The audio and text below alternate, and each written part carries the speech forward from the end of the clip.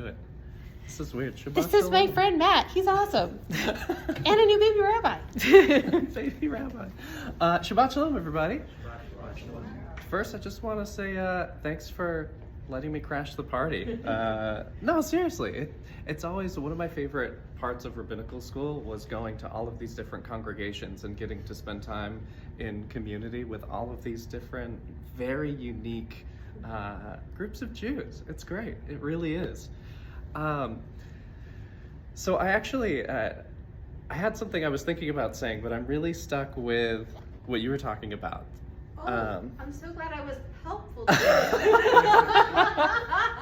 you. No, but it's a good thing, right? So we're just coming out of Tisha B'Av, and this vote happens right before. And so we're kind of sitting with all of these different mixed emotions, right? So we're sitting here and we might feel like we're sort of pleading with God, with our fellow Jews, with, I mean, even ourselves, right? Like we're in this moment of pleading, and that's also very timely, right? So Parashat Ve'et Hanan begins with Moses pleading, right? He says, God, can I please go into the promised land? And what's the answer? No. Does anyone remember why? Yeah, he was a murderer. I'm sorry? He was a murderer. Yeah, so we do have that. We do have that early on. He does end up taking life. Got strike there. And striking the stone 3 times instead of once. Yeah, so we have 2 rock water stories, right? The first time he's commanded to hit the rock, no problem. The next time he's commanded to speak to the rock. Take the staff, go forth, and speak to the rock. So a little bit of confusion and instruction there. Are they 2 different stories? Are they the same story retold but in a confusing way? We don't know. The important thing we know is that Moses does not get to go into the promised land. And then God says, don't ever speak of this again. This is what's going to happen. You're done. So the Torah tells us that because Moses did not sanctify God in the sight of the people, he was not allowed to enter the promised land despite all of the work that he had done up to this point. But amidst the pleading, so while sitting with this feeling, we get a reminder to do all of the mitzvot. We're reminded to listen and to do what is actually the opposite of when we receive the Torah, right? Anyone remember what the people of Israel say when God gives us the Torah? We will do and we will hear. We will do and we will hear. Very nice.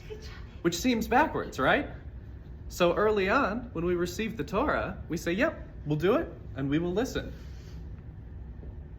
And it seems backwards for us, but for our ancestors at that time, that's exactly what they needed. They needed to do. They needed some time to learn how to be community, right? They came out of slavery in Egypt. They needed to learn how to be a people, how to be a community, how to be in relationship with one another, how to be in relationship with God. That's a lot of work, especially when you don't have a foundation. So Torah becomes the foundation. So as time goes on, and we get the generation that left Egypt dying off, we have essentially just Moses left at this point. And now he doesn't get to go into the promised land. We have a change of leadership.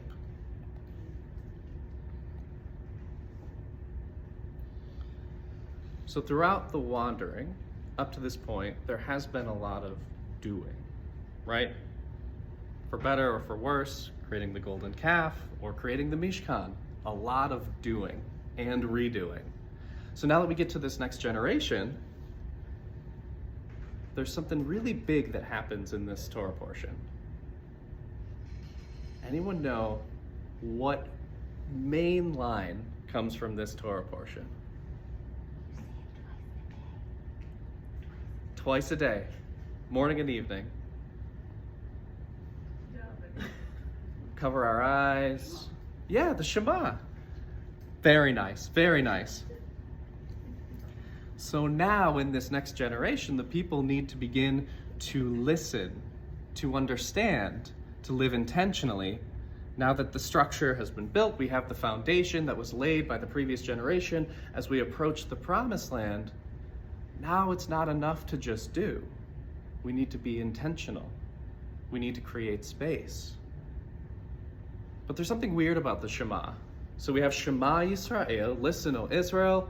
What is the next word? Adonai. The four-letter name of God that we can't say. So we're commanded, hear, O Israel. I am that I am. Yeah. I am that I am. I will be what I will be. So we're commanded to listen to something that we can't even say. Interesting, right? I like the faces. This is good. He'll give you a rating at the end too. Nice. All right, I'll take it. Yeah. Just make me also think of the concept of that God can never see the face of God or he will die. Right. This is what you're inferring me to just think of that. Yeah, absolutely. Only so much we can do as a human being to know this. Right. So, in the wake of everything that's happened in Israel, in the wake of everything that has happened for our ancestors up to this point, Tisha B'Av, there's a lot going on. We're sitting with a lot as modern Jews. So maybe we reframe the Shema, hear, O Israel, and then we create that space. We listen. We block out all of the noise of everything that is weighing us down, and we listen for the love. Because what comes right after, hear, O Israel, Adonai is our God, Adonai is one. In the Torah, the very next sentence, Ve'ahavta et Adonai Elohecha b'chol levavcha b'chol nafshecha b'chol me'odecha. You shall love Adonai your God with all of your heart, with all of your soul, and all of your me'od alat, being, whatever you want, however you want to translate it. So we hear the Shema, and then we get this instruction to be intentional with the way we live our lives. Think about how we love God, how we live in community, how we love one another, how we create that space. So this Shabbat, it's my prayer for all of us, everything that's going on with our people, with the state of Israel, religiously in our calendar. We just had Tisha B'Av, and now we're in this period of sort of comfort and reevaluation before the high holidays.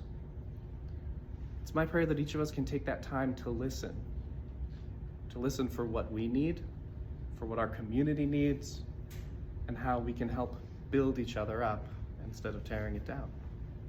So with that, I say Shabbat Shalom, and thank you for letting me hang out. Thank you, Matt. Thank you, Rabbi Matt. You're awesome.